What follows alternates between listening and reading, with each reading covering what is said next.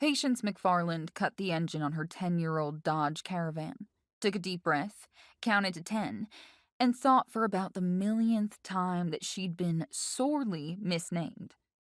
Patience was something she had very little of, typically not even a thimbleful, and even less use for. Mostly she considered her namesake an overrated virtue. In her experience, patience usually resulted in shit not getting done.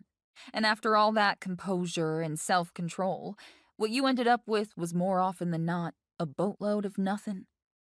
Even so, Dr. Hyatt had warned her that if she didn't get a grip on her blood pressure, learn to manage her stressors, that all kinds of bad shit was lying in store.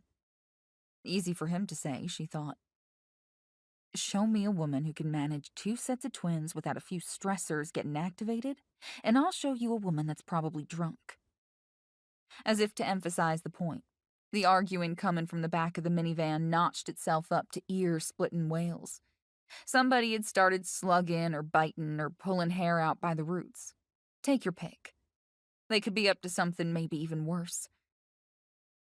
What I wouldn't give for one blessed day without a battle. Just one day. The wreck that was her life all came down to one mistake. Based on her raising alone, she hadn't had a good chance anyway. But that single phenomenal screw-up was going to follow her for the rest of her life. She'd picked the wrong husband, and that had set her course. No question. To make matters worse, the twin thing came from his side of the genetic pool. But even so, the bastard hadn't had the guts to stick around long enough to see their second little matched set come into the world. He'd been out the door before she'd even started to show.